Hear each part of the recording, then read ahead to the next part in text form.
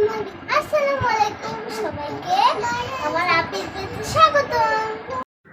কি ভাবছেন এত ব্যাগ প্যাকিং করে কোথায় যাচ্ছি?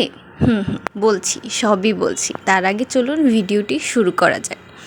আসসালামু আলাইকুম সবাইকে, কেমন আছেন সবাই? আশা করছি সবাই অনেক ভালো আছেন।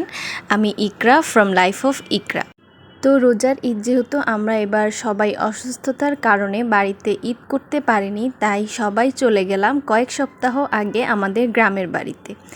এত আনন্দ হচ্ছিল, আপনারা হয়তো আমার এই মুখের হাসি দেখে বুঝে ফেলেছেন আমি কতটা খুশি। গ্রাম আমার প্রতিবারের মতোই অনেক পছন্দ। গ্রামে ধানের গন্ধ, মাটির গন্ধ সব কিছুই আমাকে বরাবরই মুগ্ধ করে। তো কথা বলতে বলতে আমরা চলে এসেছি আমাদের বাড়িতে। এই যে এসে আমার প্রথম কাজ হচ্ছে আমাদের গাছে কি কি ফল হয়েছে তাই দেখার জন্য। দেখতেই পাচ্ছেন মাশাআল্লাহ কিছু কাঁঠাল ধরেছে, যেটা দেখে আমি অনেক বেশি খুশি হয়ে গেছি। যদিও আমি কাঁঠাল খাই না, তবে গাছের ফল ধরেছে এটা দেখলে কার না ভালো লাগে। তারপর আমি ভিডিও করতে করতেই দেখলাম আব্বু গাছে উঠছিল। উঠার ভিডিওটা নিতে পারিনি, তাই নামার ভিডিওটাই অ্যাড করে দিলাম। এবার বাড়িতে গিয়ে আমার কোনো প্ল্যানই ছিল না যে আমি ভ্লগ করব। ছোটোখাটো কিছু ক্লিপ নিলাম, তাই আজকে আপনাদের সাথে শেয়ার করছি। আর এই তো এখানে আমাদের গাছে আরেকটা ফল ধরেছে, কেউ বলছে জাম্বুরা, কেউ বলছে কমলা। আপনাদের কি মনে হচ্ছে অবশ্যই আমাকে কমেন্ট করে জানাবেন। এগুলো দেখেও আমার খুব ভালো লাগছিল, আর আমি এগুলোকে ধরে ধরে দেখছিলাম। অবশ্যই আপনারা এগুলো দেখে মাশাআল্লাহ বলবেন। এই তো আমাদের ইবাদা একটা ছিঁড়েও নিল দেখার জন্য যে এটা আসলে কি। ইবাদার অদ্রি সেদিন সেম ড্রেস পরেছিল, আপনারা দেখে অবশ্যই ওদেরকে মাশাআল্লাহ বলে দিবেন।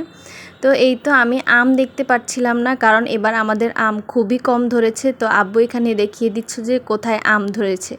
এখানে আমাদের সন্টুকে দিয়েছিলাম আমরা কল চিপার জন্য, কিন্তু সে কল চিপতে গিয়ে একদম নাজেহাল অবস্থা। তো সন্ধ্যা হয়ে গেছে, আমরা এবার নাস্তা করব।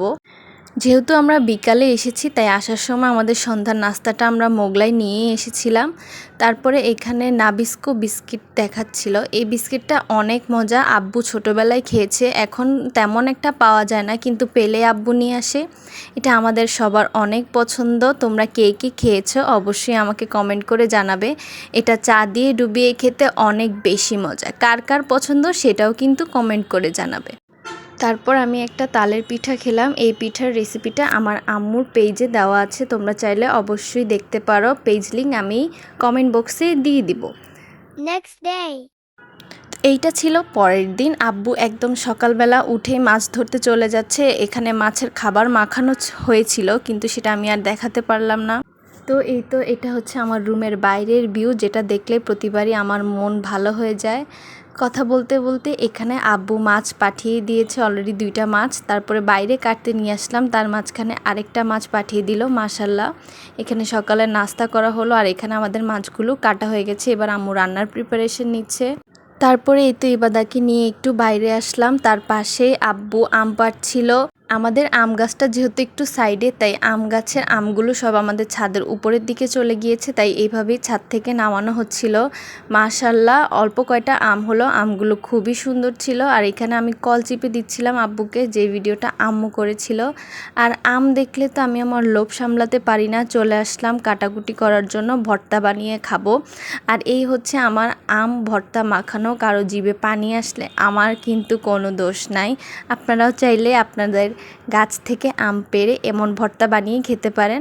তো ভিডিওটা অনেক বড় হয়ে যাচ্ছে, আরও অনেক ক্লিপ আছে। আশা করছি আমি নেক্সট ব্লগে এই সব ক্লিপগুলো যুক্ত করে আরেকটা ভিডিও বানাবো। ততদিন পর্যন্ত ভালো থাকবেন, সুস্থ থাকবেন। Thanks for watching. আল্লাহ হাফেজ।